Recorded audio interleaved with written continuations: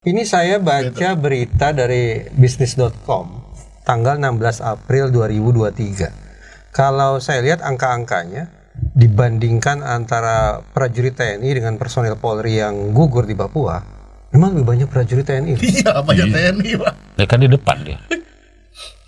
Sorry, prajurit TNI lebih banyak yang gugur. Iya, kan dia Nggak di masuk depan. akal dong. Ya kan nggak di depan. Justru saya bayangkan karena Itu. ini maaf ya, bukan artinya saya berharap personil Polri atau prajurit TNI gugur, saya tidak berharap begitu. Tapi saya bayangkan karena yang ada di depan adalah Polri, sementara TNI di belakang, kan semestinya yang lebih dekat dengan ujung peluru kan berarti personil Polri. Tapi kenyataannya kan memang Malah TNI lebih ada banyak di gugur. depan. Jadi ketika dia membantu, Tapi di depan. bantunya di depan. Kalau di rumah tuh Dalam siapa? kondisi linglung itu tadi. Dalam kondisi linglung gitu. Fakta lapangan begitu, Jeng. Itu Bagaimana? faktanya. Ternyata di lapangan di medan tempur di hutan Tidak belantara sesuai Papua desain. itu prajurit TNI paling depan. Paling Tidak depan. sesuai, ya. Kan dia Desain. tidak sesuai desain. Desain dia itu jelas di mana musuh saya itu di PO jelas itu perintah operasi. Posisi di mana. Begitu sampai sana mungkin komandan lapangan mana musuh saya cari sendiri gitu. Ya linglung lah. Iya, iya. Karena selama dia berbicara kelompok kriminal, Iya. itu harus cari sendiri, nggak tahu kita kriminal itu di mana. Saya kemarin dengar tuh Kriminal bisa ada jadi rumah kan? waktu penyerbuan itu bukan penyerbuan ya, waktu ke daerah kemarin itu yang meninggal banyak tuh di mana nih? Bukit itu. Ada satu jalan katanya yang mestinya tidak boleh jalan besar kalau operasi militer. Tapi karena ngejar kriminal kan dia harus nyari-nyari tuh jalurnya. Iya, kriminal. Akhirnya Kriminal jadi itu nyari. sasaran empuk Nyari. dari sisi Padahal si militer ini tidak didesain untuk mencari itu. Dia menuju Targetnya jelas. Targetnya jelas menuju satu kepastian wilayah. Jadi dia bukan mematikan orang per orang, tapi dia menguasai wilayah yang dikuasai oleh orang-orang ini. Oke, Beda dengan polisi. kita geser nih, Itu. Pak Soleman. Saya manggil Pak Soleman, saya juga Soleman. Saya geser tentang agak mengkhawatirkan buat kami yang buat publik lah ya, mengkhawatirkan. Saya kok merasa atau mungkin apa saya berlebihan konflik TNI Polri di lapangan ini kok semakin sering ya. Ada terakhir kemarin Kupang ya. Iya, di NTT. Kupang, NTT. Pemicunya bahkan sepele. Di Papua ribut gara-gara rokok, di Kupang gara-gara pertarungan voli, pertandingan voli. Sesuatu yang sepele tapi begitu kejadian sepele ini kok masif gitu ya. Menurut saya luar biasa lah. Apa artinya ya itu? Apakah memang kekhawatiran saya berlebihan atau memang ini ada sebetulnya api dalam sekam sih? Dan ini bukan mendramatisasi nih Pak. Ya. Ini saya baca media online lagi. Sekarang dari detik.com. Sentra Inisiatif, PBHI Nasional, Imparsial, dan Elsa membuat pernyataan bersama. Ini bunyi pernyataan bersamanya kurang lebih adalah penyerangan dan kekerasan mereka sebut dilakukan oknum anggota TNI. Padahal tadi Kang Ule sebutnya setara nih kan konflik Yang TNI. di mana ini? Di Papua apa? Bicara apa ini? Ini Jeneponto. Jeneponto. Jeneponto. Berkaitan juga dengan Kupang karena tajuk beritanya adalah Imparsial dan kawan-kawan desak Panglima KSAD segera usut kasus di Kupang dan Jeneponto. Kok tidak ada juga desak Kapolri misalnya, maksud saya begitu. Itulah Pak yang kan kita lihat dari mulai kasus Ciracas. Tuh. Ya kan? Betul. Kalau saya ngomong juga waktu itu kan. Ya. Nggak ada Ciracas, nanti ada Ciracas 2 dan 3 dan seterusnya. Kenapa? Banyak. Oh iya, kenapa?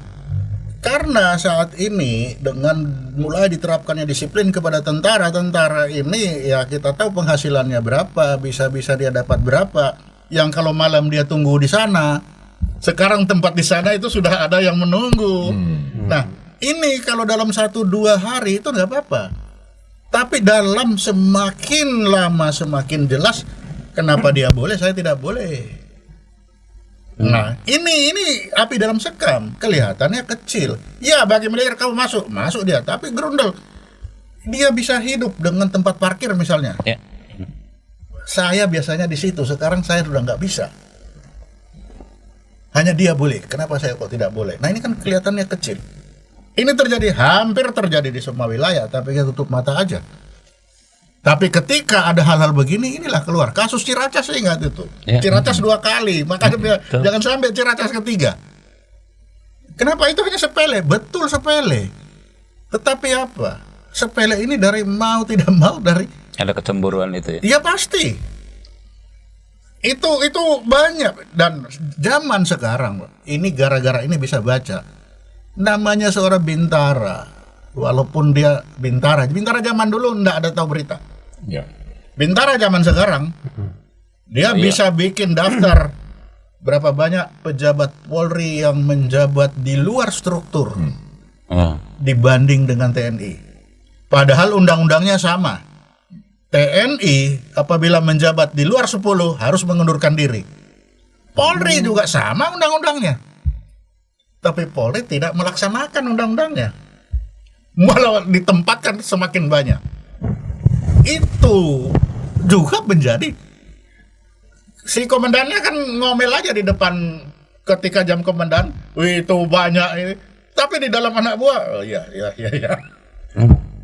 Sepele kan? Iya betul. Nah itu kira-kira dilihat enggak?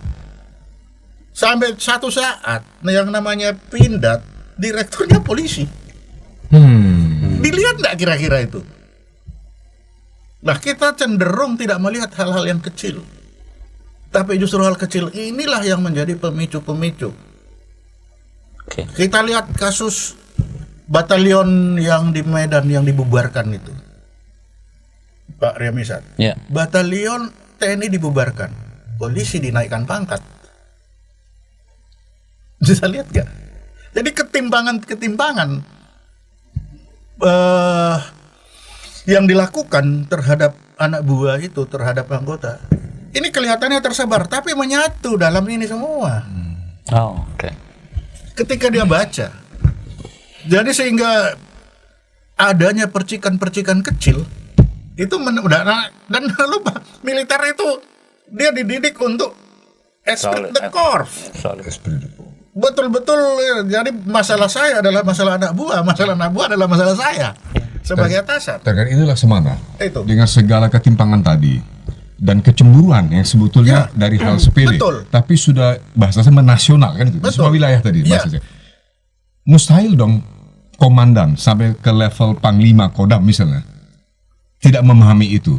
Dan ketika setiap hari sebetulnya mendapat laporan dari anak buah, lama-lama boleh jadi secara pribadi panas juga ya. Ya pastilah Pak, saya yakin dia pasti, tapi dia masih bisa menahan diri. Tapi ketika membaca tulisannya Pak Kunto, nah ini sudah Pangdam Siliwangi. Iya, Pangdam Siliwangi. Iya. Ini sudah, jangan dilihat itu hanya sekedar tentara sudah. Apa bunyi tulisannya? Kan ada, coba baca yang terakhir itu. Itu sangat kritis itu. Siap mengambil posisi. Dia kan harus siap mengambil. TNI Iya, perlu sedikit mengambil posisi. Pakai kata sedikit. iya kan? Jawaban beliau sebagai Itu. concern terhadap situasi saat Situasi ini saat ini. dan menjelang 2024. Jadi situasi saya kan itu saya bilang, situasi saat ini sedang tidak baik-baik saja. Tapi itu tulisan yang bisa ditafsirkan berada di zona bahaya loh Pak. Untuk seorang tentara ya. Untuk orang-orang tentara. Ya, karena apa? Bagi saya dia melihat memang kondisi kita memang sedang tidak baik-baik saja. Makanya dia bilang masih bagus kalau dia mau menulis. Kalau dia berbicara langsung moncong senjata. Nah, jadi tulisan ini sepatutnya Ya, kita apa-apa. tafsirkan sebagai manifestasi Alarm aja. dari keterpanggilan nurani seorang Iya. prajurit gitu ya. Seorang prajurit membuat alarm negeri ini sedang tidak baik-baik saja. Jadi Itu. tidak pantas sikap atau ucapan Jenderal Kunto itu untuk dibungkam. Salah, kan? oh ya, salah sekali kalau dibungkam itu senjata bunyi nanti. Sudah segelap Nggak itu. bisa Pak. Seorang bintang 2 kalau sudah menulis begini, Iya. itu artinya dukungan dari bawah itu sudah Masif. masif. Ya, nggak mungkin Dia asal akan nulis. malu tidak bertindak itu. Sebagai pimpinan Ya. komandan. Jadi kita harus melihat ini sebagai alarm. Alarm. Kenapa? Tugas TNI kan 3. Menegakkan kedaulatan, menjaga keutuhan wilayah, melindungi segenap bangsa. Oke. Ini 3, salah satu terganggu, ya terganggu semua. Dia akan merasa keterpanggilan. Khususnya nomor 3 ya. Iya, melindungi segenap bangsa. Ada keterpanggilan. Lah, padahal dia disalahkan hanya melanggar pasal 37 ayat 2, politik praktis. Apakah kalau bilang begini masuk politik praktis? Nggak pusing dia. Oh, biarin aja aku melanggar hanya untuk politik praktis. Oh, mati pun juga rela kok, apalagi cuma melanggar politik praktis. Dulu Jenderal Gatot Nurmantio kan harus dikatakan kritis ya. Itu. Semasa aktif pun ya semilir saya bisa menangkap ada nada-nada kritis lah dari beliau. Seorang Panglima TNI saja diganti loh. Apalagi Pangdam Siliwangi. Ya Pak, kita lihat aja. Hmm. Apakah gara-gara ini beliau diganti? Kalau itu diganti, wah itu semakin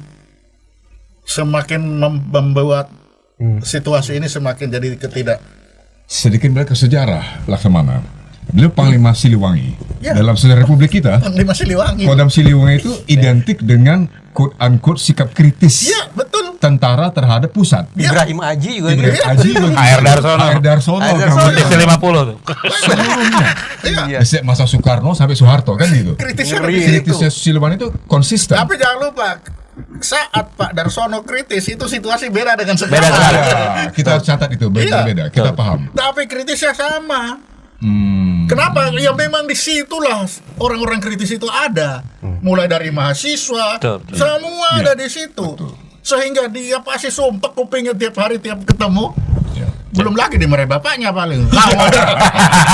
Mantan wakil presiden Iya, Pak Tri Sutrisno. pasti sebagai seorang mantan wakil presiden pasti beliau juga melihat situasi seperti ini.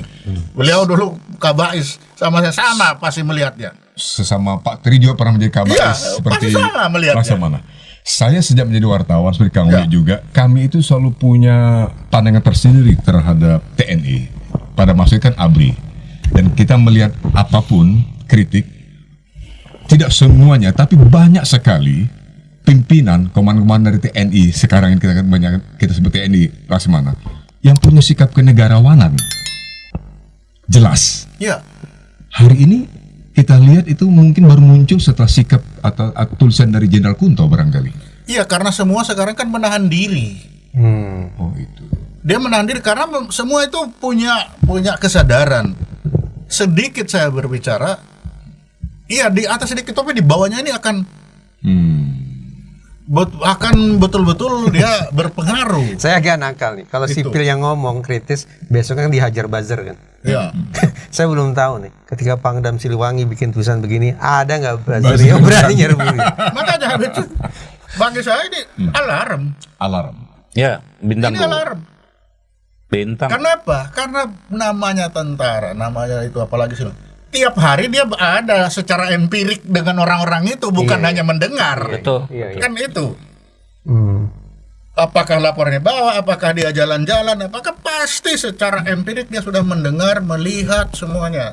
Sehingga dia berani menulis itu. Isinya kan semua itu. Ini kenapa? Karena tidak ada pendidikan politik, tidak ada ini. Kan dia juga tidak hanya muncul kesimpulan, tetapi ada 5 masalah yang disampaikan. Ya, ya. Ini loh kondisi yang terjadi sekarang. Saya heran gini, itu. di zaman dulu ketika ada konflik seperti ini, dulu juga ada bahkan antar angkatan kan, beberapa kali terjadi. Begitu bahasanya, begitu damai, itu memang damai beneran. Kalau sekarang tuh, oh damai gitu, tapi kejadian lagi, Ciracas lah gitu. Iya. Ciracas pertama damai, Karena ini kejadian Pak, lagi, kejadian lagi. dulu perlakuannya sama, damai dua-dua dia tok-tok. Kalau sekarang kan enggak, hanya satu yang diketok, satu kan enggak. Zaman keharmonisan emas antara Kapolri Tito Karnavian dengan Panglima TNI Hadi siapa namanya saya lupa. Yang Angkatan Udara. Angkatan Udara itu kan sepertinya betul-betul jadi sejoli itu Pak. Hadi Cahyanto. Di atas. Hadi Cahyanto. Di atas. Di atas. Bawah belum tentu. Makanya di atas itu berupaya supaya kelihatan. Ini supaya tidak berpengaruh terhadap di bawah. Kan itu. Memang di atas ini harus seperti itu. Dia harus memperlihatkan, lihat loh kita ini satu. Tetapi di bawah ini yang tidak selesai. Di bawah ini banyak masalah. Ya, coba jaga parkir. Iya. Itu contoh paling bagus. Betul. Bagi si tentara ini penghidupan. Yang satu melihat ini aturan. Si polisi lihat ini pelanggaran. Gimana coba? Tapi begitu pergi polisi yang nungguin. Bagi dia ini wilayah saya harus saya jaga. Ini menangkap lain. Sersan loh beda. Dalam tata cara menangkap aturan yang Gunman. seperti itu. Itu. Jadi kalau waktu itu kan di ILC kan saya bicara waktu itu. Ya. Ya kalau memang itu ya harus kita memperlihatkan kalau angka 5 1 3 yang 1 2, jangan 4 dan 1. Kalau 3 2 itu masih bisa diterima. Tapi ini 4 dan 1. Pak, serius nih. Kalimat singkat dari Pangdam Siliwangi, TNI maju sedikit, itu sebatas alam berpikiran Jenderal Kunto atau mewarnai batiniah seluruh prajurit TNI? Saya yakin seluruh TNI seperti itu. Tidak beliau menyampaikan itu karena sudah tidak tahan menahan desakan Oke. dari bawah. Jadi aspirasi prajurit lah. Ya. Desakan itu sudah tidak kuat ya. Karena ya saya bisa mengerti kalau beliau pertama Siliwangi, kedua dia mewarisi itu. Iya, bapaknya ya. Iya. Iya, itu mewarisi itu sehingga memang yang lain mungkin bisa tahan, tapi untuk beliau Kalau itu nggak udah salah, sulit. ipar beliau juga Jenderal Remizard ya. Makanya, jadi ini kanan kiri ke rumah kena bapak, ke sini kena ke bawah kena anak buah, ke samping kena kawan. Tidak bisa ditafsirkan sebagai ini nada-nada TNI mau mengaktifkan kembali dui fungsi. Ada, Pak. Saya sudah merasakan dui fungsi ini sudah berlalu bagi militer itu. Dia sudah hidup dengan alamnya. Kan berapa satu generasi? Kalau saya bilang satu generasi 25 tahun. Iya. Udah selesai Iya lah. kan? Dui fungsi tahun berapa itu sampai? Sudah berubah. Sudah tahu. Jadi tidak perlu ada keraguan atau kecurigaan lagi terhadap Tidak ada. kemungkinan Kalau fungsi dihidupkan lagi. itu sudah tidak ada. Hanya satu bagi militer. Dia harus melihat itu ada keadilan. Oke. Itu saja. Tadi dia. Sekarang keadilan itu tidak ada. Jangan 4-1 dong, 3-2 Ya, lah. 3-2 lah kalau ada. Saya kira ini Jangan 4-1. kalau ngelihat nuansanya Pak Kunto ya, tulisan itu saya baca, saya pahami. Mungkin bukan sekedar proporsi ya. Tapi saya ngelihat dia betapa muaknya gitu, pengalaman empiris ya. Bagaimana penyalahgunaan lembaga untuk kepentingan-kepentingan politik ya. Bagaimana institusi dipakai untuk kepentingan kampanye dan seterusnya dan seterusnya. Banyak, makanya zaman sekarang itu jangan dilihat mereka itu buta, Betul. iya kan? Betul. Ketika dia pasti dia ini panglima kok tidak dapat perintah, pasti ini orang DPR ini ngerti apa enggak sih? Ya, pasti. Kan itu. Gantian saya mau tanya, lembaga apa itu tadi yang disalahgunakan? Karena kan tadi nanya saya, karena saya gantian. coba. Misal kalau buat saya yakin Panglima ngelihat misalkan sebutlah perangkat pemerintah. Dalam tanda petik dimanfaatkan untuk kampanye calon pemimpin tertentu atau partai tertentu, yang akibatnya kan membelah wilayah dia dong, masyarakat di wilayah dua. Itu yang pertama. Yang kedua, bagaimana pelanggaran kan saya menarik banget itu, saya lupa mengutip bukunya siapa gitu. Pasang bendera bukan sekedar pasang bendera. Bendera kampanye itu bukan sekedar pasang bendera kampanye, tapi di situ ada emosi yang berakibat membelah bangsa ini. Buat saya itu menarik tulisan dari seorang panglima. Yang pertanyaan saya tadi Mas Reza kan nanya ini suasana kebatinan TNI atau tidak. Pertanyaan saya, dalam konteks pemilu, TNI netral nggak ya? Pemilu dan pilpres. Pilpres dan pemilu. Kalau TNI, saya kan TNI netral. Tidak akan netral. Netral. Netral kenapa menggeleng kok? Bukan. India, pernah di India. Oh gitu. Karena bagi TNI itu dia enggak punya pilihan, siapa aja sama aja, aku juga begini kok. Enggak, kan enggak ada pengaruh juga, mau ngapain juga sama aja. Tidak ada pemikiran bahwa misalkan dalam konstruksi berpikir TNI seperti ini, mengurus bangsa seperti ini, maka sepertinya konsep ini cocoknya dengan calon tertentu. Enggak, kalau dia enggak pusing. Tugas saya ini udah dijamin undang-undang. Iya, udah jamin melewat dari sini ya urusan sama saya. Enggak ya udah. Oh, dia nggak ada Hanya urusan. nggak ada lagi dia mau ini ke sana enggak. Enggak ada. Sudah jauh beda zaman saya lulus sama itu kan saya ajak ngomong. Sudah. Itu malah yang banyak berpikir justru yang sudah purnawirawan. Ya yang purnawirawan ini ketika itu kan Tapi Apa? Laksamana, kalau purnawirawan tidak terikat undang-undang kan? bukan. Ketika dia berdinas situasinya kan masih seperti itu. Betul. Sekarang mereka purnawirawan, nah dia masih menilai dengan situasi waktu dia berdinas. Hmm. Sedangkan adik-adik yang sekarang, karena dia tumbuhnya juga sudah Dalam seperti itu, ya sudah dia.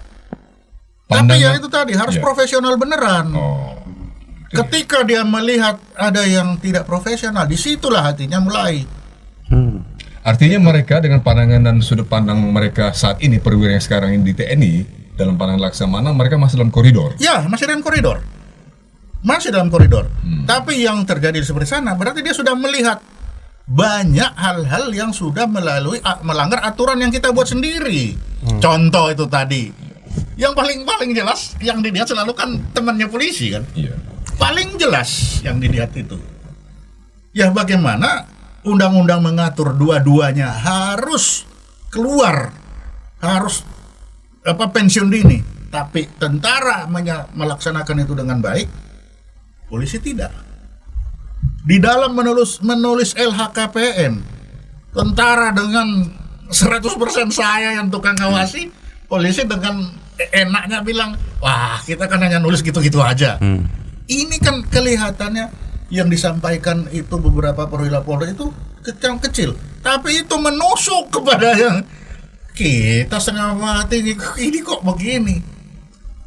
Nah itu. Ya.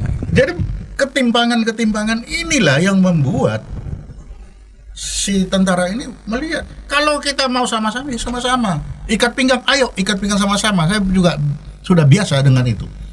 Tapi jangan sampai kita dituntut begini, ini dituntut begitu. Ada apa-apa kita yang depan. Seperti Papua tadi. Ya seperti Papua tadi. Kan itu. Nah, kemarin itu beredar saya Atau baca. sebaliknya sebentar. Silakan. Kesannya bagus, TNI netral. Tapi kalau situasi sengkarut, TNI bukannya harus menunjukkan keberpihakan. Mau ndak mau kalau situasi nggak benar, nah tinggal dilihat apa ini situasi yang seperti apa yang membuat dia harus menahan kan. Bagi TNI kan kalau ada perbuatan pembakaran pun segala macam kan itu. Tapi kan itu Itu makin gangguan apa? keamanan, bukan gangguan. Nah lagi-lagi sepanjang sudah pasti yang duluan kan normal mode-nya kan Polri. Betul. Normal mode-nya. Nah normal mode ini seberapa normal mode-nya ini? Oh, ukurannya di situ. Ukurannya kan itu. Subjektif dia kan. Ya di situ. Itu. Saya terpukau dengan tulisan Pangdam Siliwangi. Itu 5 alasannya kan. Iya. Clear. Tapi maaf kata, Pak. Maaf kata. Panglima TNI saja mengatakan siaga tempur, tidak ada respon dari Jakarta. Apalagi tanda petik hanya level Pangdam Siliwangi. Yang bagi dia yang penting saya sudah berbuat. Baik. Respect saya. Yang penting saya sudah berbuat dengan 5 alasan ini. Selemah-lemahnya iman Dia berubah lewat hati kan. Hati. Ini Iya. lebih Itu dari selemah. hati. dia sudah melihat itu. Pertanyaan saya justru mantan Kabais Soleman B. Ponto akhir-akhir ini sangat terbuka bicara. Apakah kegelisahannya sama? Aman ya? Sama. Kayak frustrasi juga. Sama. Frustrasi apa gelisah? Bukan. Saya tidak tahu bicara dengan siapa untuk membenahi bangsa ini. Pernah bicara dengan DPR? DPR. Kalau saya mau datang kan kamu siapa? Kalau diundang kan tidak. Iya. Nah, Bukan, atau dengan individu DPR mengutarakan pemikiran-pemikiran itu? ada 1-2 tapi ya Gak ada reaksinya? dia Gak sampai ada. gitu aja. Tadi Dari dengan mana saya sudah, KSP udah, KSP sudah, TNI TNI apalagi? apalagi. Lebih jauh dari TNI. Iya. Jadi Artinya semua buntu nih kan, semua buntu. Makanya karena buntu podcast aja deh. ya sudah kita podcast. Iya. Kan podcast masa dari sekian banyak orang nggak ada yang Iya. terpengaruh kan itu. Betul. Karena Kerjaan saya- intelijen kan salah satu mempengaruhi orang. itu dia Pak Soleman. Lah, iya kan? Masih ingat tidak ketika bingkai peristiwanya begini, istana dikepung meriam dan Iya. oleh Jenderal Nasution. Waktu itu mungkin belum jenderal ya. 59. 59. Ya, Pak Nasution. Situasi serupa kemungkinan akan berulang sebagai manifestasi perkataan Jenderal Kunto kalau maju itu sedikit. dia tidak akan sampai mengerahkan Wow, ini senjata. Itu ekstrim sekali Itu sangat ekstrim. Itu enggak ada. Di Indonesia sejarah tidak ada tentara pernah kudeta. Makanya jangan dipaksa kudeta kan. Dan saya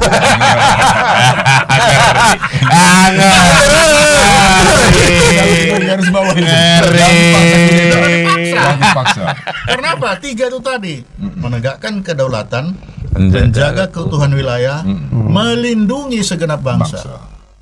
Ketika ini tersentuh salah satu, sudah pasti dia akan wajib melaksanakan itu, melindungi dari 3 ini. Tidak bisa ditawar. Nggak bisa ditawar. Kalau ditawar dia akan merasa berdosa seumur hidup gitu. Karena itulah desainnya. Itu desainnya. Pak Soleman, kalau ternyata di level pusat atau nasional begitu, konstelasi seperti sekarang, Pilpres Pileg 2024 di depan mata, kelihatan semuanya sibuk udah ke arah sana, fokusnya bergeser ke sana. Papua masih juga menggelora. Tiap hari prajurit TNI mati di sana atau gugur. Sementara desain TNI tidak untuk urusan law enforcement, faktanya di lapangan, bahasa saya jadi umpan pelurunya pemberontak itu. Apa yang kita bisa harapkan terjadi bulan-bulan ke depan sampai nanti mungkin Oktober udah semuanya udah sibuk mau pilpres ini? Ya itu dia ya. Yang kita takutkan dengan begini terus, tentara makin habis satu persatu, terus dunia internasional melihat juga pembiaran, kan pembiaran bisa saja terjadi. Kan bisa rugi kita. Ya, dan memang rugi karena besar. pembiaran itu secara image, betul. Indonesia dengan mudah pelanggaran HAM loh, kayak kasar gitu. Ya memang karena ya inilah kita kan selalu bilang apa sih pelanggaran? Pelanggaran kan itu menempatkan orang pada situasi yang tidak mendapat kemungkinan untuk mendapatkan pengadilan itu kecil, itu kan pelanggaran HAM. Iya. Bukan hanya hak untuk hidup, tapi hak untuk mendapatkan keadilan. Ketika dia tentara tangkap, hak untuk keadilan kan jadi kecil kemungkinan.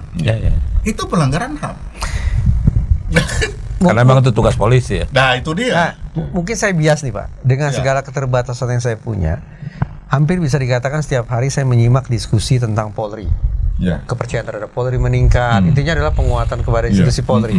Tapi terus terang sunyi senyap perbincangan dari masyarakat sipil tentang penguatan TNI. Betul tidak ya persepsi saya? Betul, karena TNI mau dikuatkan apa lagi sekarang? Disuruh patuh dan taat, dia sudah patuh dan taat. Mati pun di makam pahlawan suruh baris, dia masih baris. Terus mau suruh apa lagi sekarang? Semua dilakukan loh. Coba cari apa yang tidak dilaksanakan.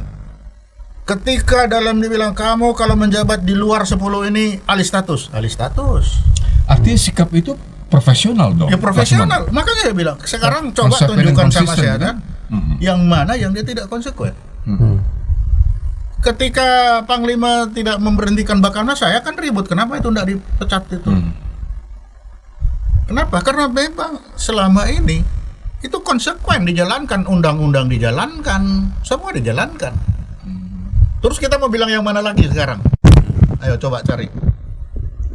Jadi centeng di pinggir udah, walaupun itu untuk kehidupan tambahan juga ditinggal. Tapi dalam konteks media, saya nanya, dalam konteks media, semua ini kan, Pak Soleman tadi bilang semua sudah dijalankan. Di dalam konteks media, ketika ada sebuah peristiwa atau ketika ada sebuah statement, media cenderung dalam tanda petik, saya sih ngerasa terkesan negatif ya. Ya, karena dia tanya sama tentara yang malas bicara, coba suruh tanya sama saya.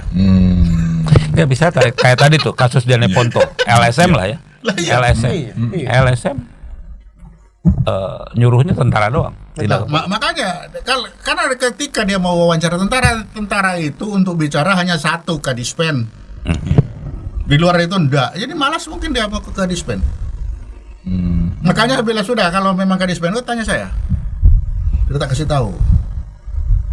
Daripada cari, karena tentara itu enggak bisa sembarang orang ngomong. Iya, betul. Ya bisa. Kita juga tidak bisa melihat hal itu tiba hari tiba akal kok dia yang dikejar.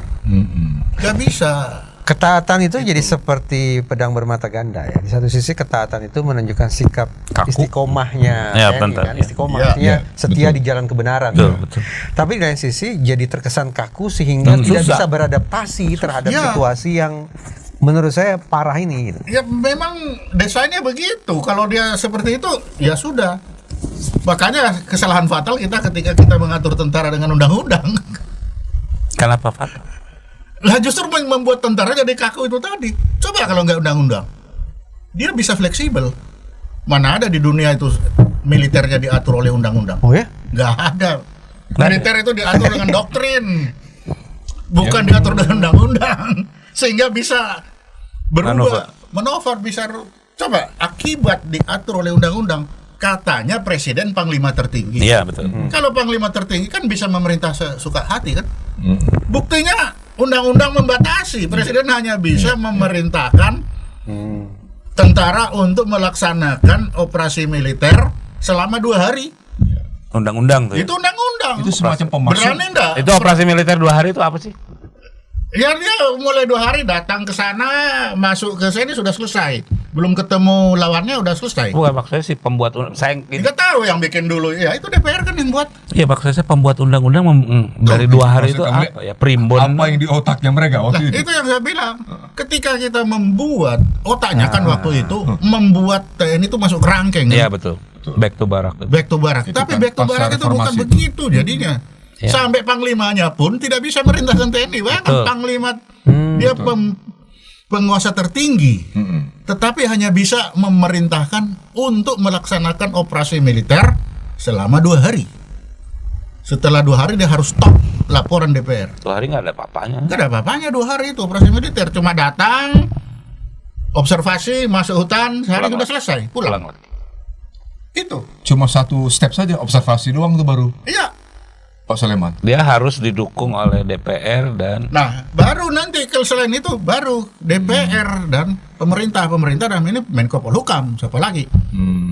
Itulah mereka yang membuat kebijakan dan keputusan politik negara. Termasuk untuk operasi militer, Ya, untuk operasi militer Jangka perang panjang, maupun selain perang, pernyataan ya perang itu. di situ pasal 7 ayat 3 itu yang membatasi. saya ke dalam konteks BAIS ya, Badan Intelijen Strategis, kan ada jangka pendek. Permasalahan jangka pendek kita apa sih sesungguhnya sekarang? Nggak tahu sekarang. Enggak, menurut saya. Enggak. Ya kan? Kan ilmunya. Kalau Bais saat ini Menurut Pak Soleman apa? karena situasinya Berbeda. ini kan berubah-ubah. Tapi menurut Pak Soleman apa sih jangka Nah, pendek? kalau kita jangka pendek biasanya ini teroris, separatis, itu kan terus ada ini Setiap hari ya. yang itu berubah terus kan karena sel-selnya kan masih hidup terus itu jangka pendek Pemilu tuh jadi Yang- apa yang- enggak sih menurut Pak Soleman? yang bisa kan jadi katanya sudah mulai jalan 2024? Yakin tuh ya secara itu, intel. itu Kalau jadi sih jadi, tapi apakah berlangsung secara demokratis, secara fair, itu yang Nah, menjadi itu. tanda tanya. Dari Pangdam Siliwangi ada juga alarm tuh, Iya. Kang Reza, Ya, terkait dengan pelaksanaan pilpres. Ada sikap di sana. Maaf kata. Silakan berkontestasi katanya Iya. kan gitu, tetapi harus kira-kira maksudnya fair lah. maka jangan sampai gara-gara itu bangsa ini terbelah. Ya contohnya lah, Kang Ule. Pertemuan di istana antara presiden dengan parpol koalisi minus Nasdem itu kan menurut saya konsolidasi menuju Pilpres 2024. Tetapi fairness-nya dipertanyakan.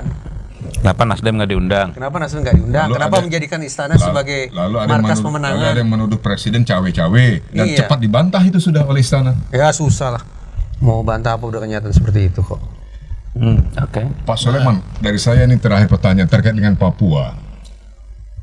Apakah berarti untuk bisa cepat diselesaikan persoalan sekarang ini, khususnya penyanderaan pilot dan penanganan serta penyelesaian akhir bagi kepentingan NKRI kita atas pemberontak yang sebenarnya disebutnya KKB, sesungguhnya OPM mereka, pemberontak, Dissident Armed Forces. Ya, Dissident Armed Forces. Sesungguhnya harus operasi militer total, di mana militer TNI yang berperan sehingga itu selesai, ataukah dengan desain yang seperti ini yang nggak jelas tapi atau linglong tadi ini? Harus dipisahkan antara kita mau menyelesaikan Dissident Armed Forces atau menyelesaikan pembebasan sandera. Ini dua hal yang berbeda. Berbeda, Oh, betul, oke. setuju. Dua hal yang berbeda.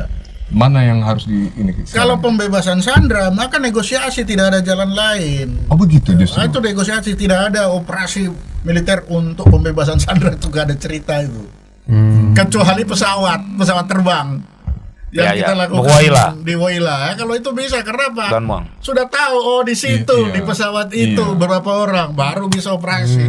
Tapi kalau dia di hutan seperti itu nggak bisa. Ini dari pengalaman Pak Sulaiman sendiri, ada negosiasi. Mungkin pernah dilakukan dulu sebagai kabak Sinar Kudus kita negosiasi.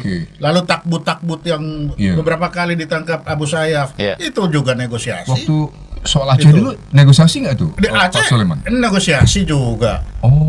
Aceh itu beberapa kali negosiasi kan, kita Koha negosiasi. Itu negosiasi. Nah itu kan negosiasi juga. Aceh berubah kemudian menjadi negosiasi juga itu. MOU Helsinki juga negosiasi. Panjang ya itu. Itu memang. Itu berapa tahun sih dulu? Negosiasi kalau cuma MOU, kalau Helsinki sih pendek itu. Bukan. Untuk sampai ke situ. Untuk sampai ke situ ini panjang itu. Winding road itu panjang. Winding road. Pak Sulaiman ikutan sangat terlibat di sana. Saya terlibat di Helsinki. Jadi setelah ada pengalaman kegagalan Koha, jadi kegagalan yang awal itu kita pelajari. Itu zaman Menko-nya Pak Widodo bukan? Iya, Pak Widodo. Pak Widodo ya. Ini apa sih yang membuat dia gagal? Nah, kita pelajari. Itu Pak Widodo sama Pak Angkatan Udara, Pak Joko Sianto. Pak Joko. Kemudian. Jadi dari situ kita pelajari. Nah, ini baru kita bawa waktu di Helsinki. Ini kita laksanakan ini. Jadi apa kesalahan-kesalahan ini jangan sampai terulang di Helsinki ini, MOU ini. Bagaimana menerapkan MOU-nya? Apa ketika Koha salahnya di mana? Jangan sampai kita melakukan kesalahan yang sama. Nah, kebetulan untuk Helsinki ini saya ngikuti dari nol. Dari saya mengikuti kesalahannya di mana, saya membuat isinya, saya mengimplementasikan, saya ikut. Sebentar Pak Sulaiman, kesalahan itu pernah ada yang signifikan nggak diakui secara internal? Ada. Signifikan, sehingga merugikan akhirnya. Misalkan begini, polisi ini waktu tim ini masuk sampai mengambil pekerjaan polisi. Jadi ketika terjadi kriminal, ini tim ini yang menangkap, memerintahkan polisi menangkap. Nah, begitu di Helsinki kita pisah. Oh, ini pelanggaran terhadap MOU atau pelanggaran terhadap undang-undang. Nah, itu clear itu ya. Jadi clear. Nah, waktu Koha ini tidak clear ini. Ini dia pelanggaran undang-undang atau pelanggaran terhadap MOU. Nah, begitu di Helsinki jelas. Kalau MOU saya yang berurusan. Kalau dia undang-undang, mari kita serahkan ke polisi. Kami sebagai dulu kalau ini praktisi media itu pencapaian hebat Helsinki, pencapaian hebat. Karena kita sudah pelajari. Dan saya bisa cerita banyak karena saya mengikuti dari nol. Terus sampai saya ikut membuat sama Pak Bambang Darmono itu sampai selesai. Sampai selesai. Tapi selesai mereka sudah pada pulang, saya masih terus tertinggal di sana. Jadi mulai dari 2005 sampai 2008 saya baru pulang, 3 tahun saya. Jadi mengawal sampai selesai. Artinya dalam konteks kompromi lah ya. Kalau Aceh bisa, kenapa nggak bisa? Papua juga bisa dong. Memang yang menjadi kesulitan di Papua itu adalah kita bertanya mau bicara dengan siapa di Papua. Oh iya, betul. Ya kan? Karena terlalu banyak orang. Betul. Suku. Ya, kalau di Aceh jelas kita berbicara dengan siapa? GAM, petempur. Nah, barangkali di Papua kita harus cari petempurnya siapa dulu baru bisa bicara. Kan itu. Jadi ketika sudah ada pertempuran, baru dia hero-nya keluar. Nah, dengan dia kita berbicara kalau mau. Tapi kalau sekarang semua merasa memiliki Papua, sehingga susah mau bicara dengan siapa kalau kita mau menerapkan apa yang terjadi dengan Helsinki. Itu. Sebentar, saya tanya ini yang terakhir dari saya soal pilot. Saya tuh bingung ya. Pilot itu disandra, tuntutannya kan ada tuh ya. Tapi di sisi lain saya dapat informasi pilotnya baik-baik saja, ketawa-ketawa gitu. Kelihatan happy di foto. Kalau lihat di foto kan happy saja. Makanya kita bisa menilai jangan-jangan ini ada konspirasi, dia memang pura-pura disandra. Nah, kalau disandra dia masa dia enggak punya asuransi? Dia dapat asuransi jiwa, asuransi pesawat. Kan masuk ke wilayah bergolak seperti itu masa tidak ada asuransi? Nah, itu. Kalau enggak ya salah sendiri, kenapa kita mencurigai itu kan? Iya. Karena masuk dulu waktu saya masih kolonel di Bais, siapa saja yang masuk Papua pilot-pilot asing itu kita daftar, kamu mau kemana, kita cek dulu antecedennya. Dulu dia ini pernah ketemu siapa aja, jangan-jangan dia di belakang pernah ketemu orang-orang ini. Oh. Iya kan? Sehingga datang ini hanya backdoor aja, dia sudah ketemu, dia biar kelihatan ini diculik, padahal dia sudah pernah ketemu. Kan bisa saja. Itulah sebabnya dulu kalau mau masuk, nah, saya 10 tahun kolonel, tugas saya yang mencatat orang-orang masuk. Setelah mencatat, dikira kan hanya mencatat. Tapi kita cek antecedennya. Ini orang ini dulu pernah masuk. Kita cek asalnya dari mana, bagaimana dia selama ini. Misalkan pilot, dia pernah kerja di mana aja, berapa lama, siapa aja yang dia pernah berhubungan. Nah itu, jadi kita lihat. Selama kita cek ini, kita tahan berapa hari baru kita kasih izin. Nggak terpikir oleh saya. Iya kan? Setelah dia dikirim ke sana, baru kita kasih tahu ada pilot ini, dia ke sana, dia masuk. Itu kerjaan saya selama 10 tahun kolonel, itu kerjaanku. Itu. Sebenarnya kerjaan sepi itu ya. Ya Pak kerjaan Sulaiman. sepi. Nggak banyak orang yang mau melakukan itu. Sunyi, bukan sepi. Sunyi. Iya kan dan Tapi itu bukan senyap. memang pekerjaan-pekerjaan sunyi dan tidak boleh diketahui orang. Betul. Iya. Jadi ketika saya menghubungi orang-orang itu kan juga dia harus tidak tahu bahwa saya sedang mencari sesuatu. Iya kan?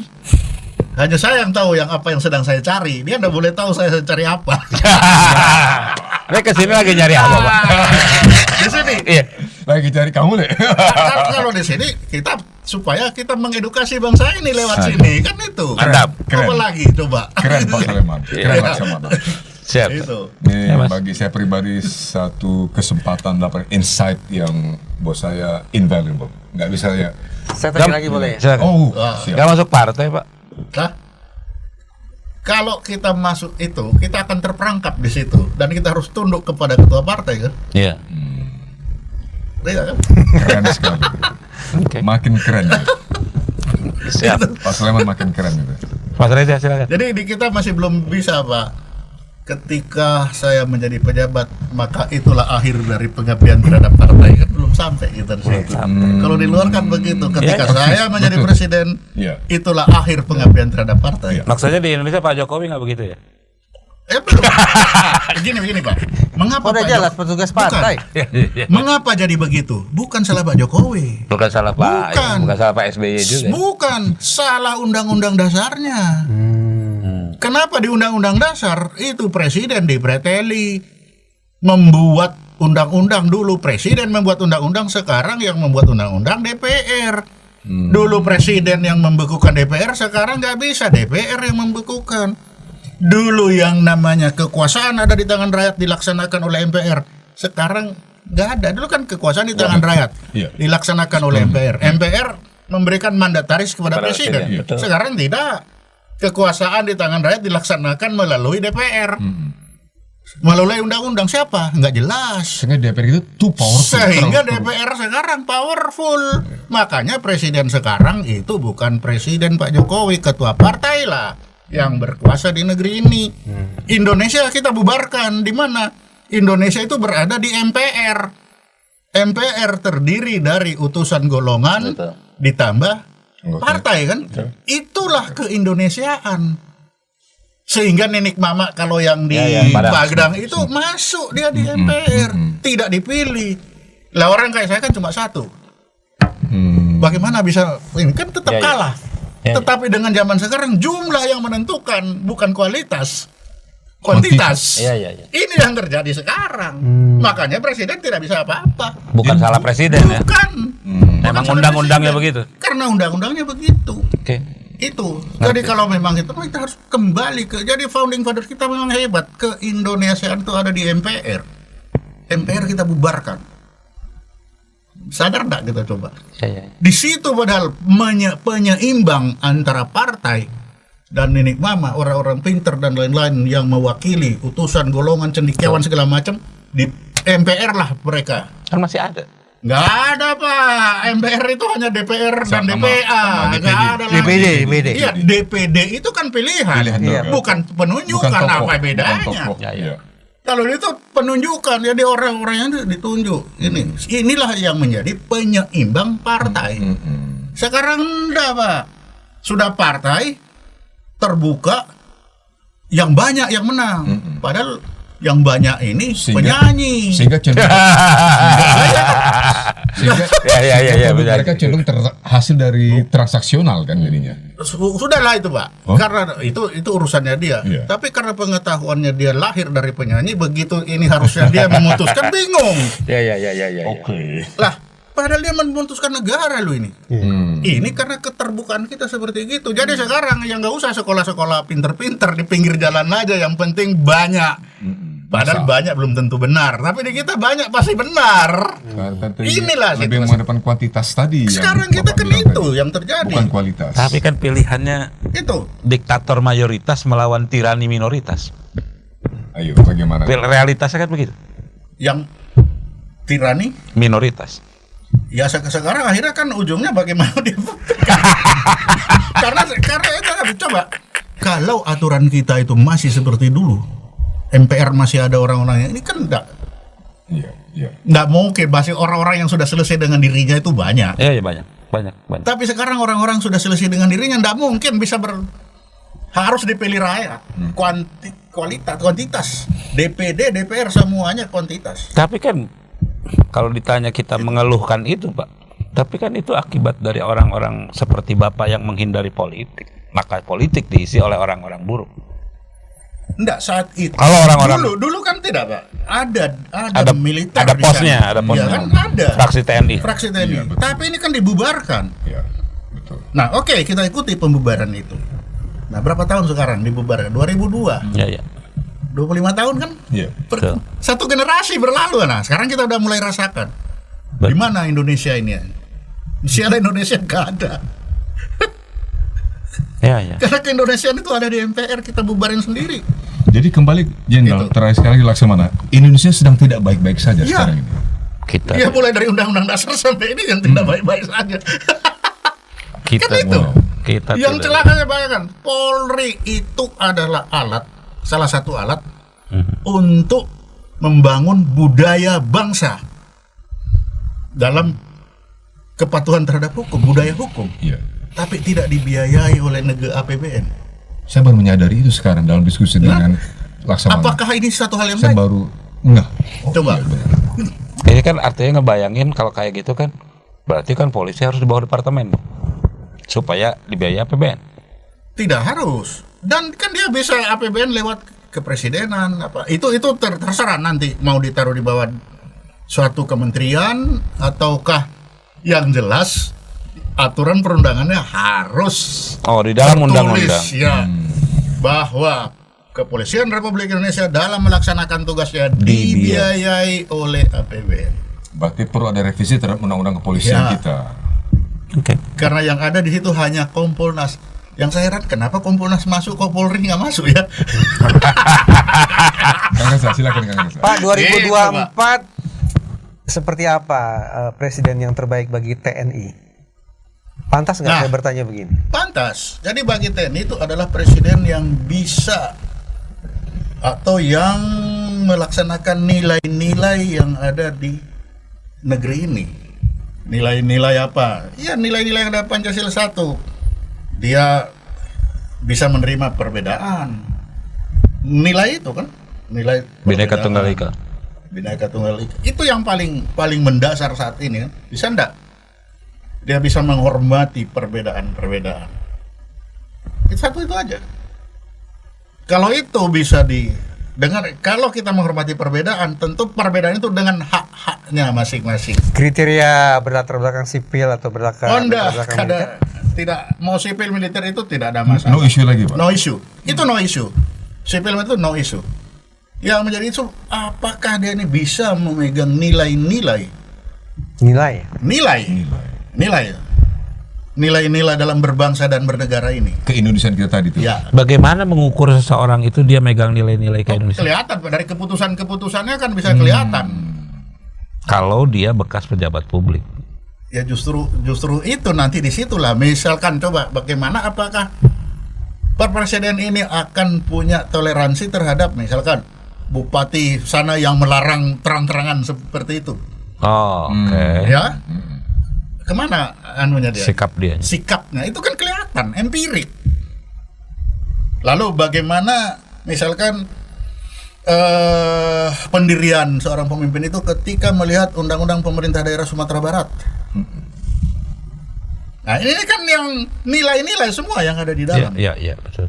Ini kalau nilai-nilai ini dilanggar, nanti yang ke timur yang lain-lain juga akan nilai ini.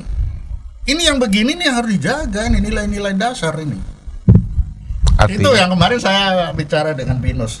ya. Tahun 45 ketika Piagam Jakarta pagi disahkan, sore dibatalkan. Itu apa artinya? Bagaimana nilai-nilai persatuan itu dijunjung tinggi Ya. dengan tidak melihat itu. Pagi, loh, sore dibatalin. Betul. Itu apa? Itu kita sudah selesai dengan itu. Sekarang kita bagaimana kita menyatukan bangsa ini yang berbeda-beda ini. Itu coba. Jadi kalau ada yang mimpi Piagam Jakarta, itu sudah lewat jauh Sudah selesai. sekali. Selesai. Bagaimana orang-orang itu, wah, kalau saya bayangkan sekarang coba kayak apa Pak, kita pasti akan ribut. Beribut. Jadi sekali Pecah. lagi Itu Perang. pagi loh baru. kita salut luar biasa pada founding Apa, fathers wah, kita. itu hebat sekali. Padahal itu cuma satu orang, gara-gara satu orang Satu doang. orang loh. Dari pagi sudah oke, satu orang bilang bisi-bisi, oh iya, kita batalin. Itu cuma satu orang. Coba. Itu luar biasa. Kalau begini nasib saya bagaimana, kan cuma itu doang. Ya, luar biasa itu. Founding Itu kalau fathers. kita melihat founding fathers kita, jadi apa? Nilai-nilai persatuan ini dia junjung tinggi di atas segala-galanya. Nah, inilah seorang presiden harus bisa seperti itu. Itu terlihat ya dari rekam jejak. Oh, terlihat Pak, terlihat. Apalagi kita intelijen kan bisa Iya. antecedent kan kita punya. Nanti sedang tadi. Iya, oh ini dia pernah apa. Apalagi zaman sekarang, zaman dulu aja nggak punya gini kita bisa mencatat kok. Apalagi punya ini tinggal ketik keluar. Oh enak sekali sekarang loh cari antecedent. Kalau zaman dulu kan susah. Gitu, Pak. Masih ada? Iya. Kamu lihat? Siap. Luar biasa, Makasih Pak banyak. Sulaiman B. Ponto, luar biasa. B itu dalam bahasa kata anak lain tahuna, Ya. berarti membangun ya Pak ya? Ya, membangun bangsa. Pak Sulaiman pembangun bangsa. Orang Contoh. tuanya Terima udah kasih. mikir itu ya. Laksamana Muda Purnawirawan.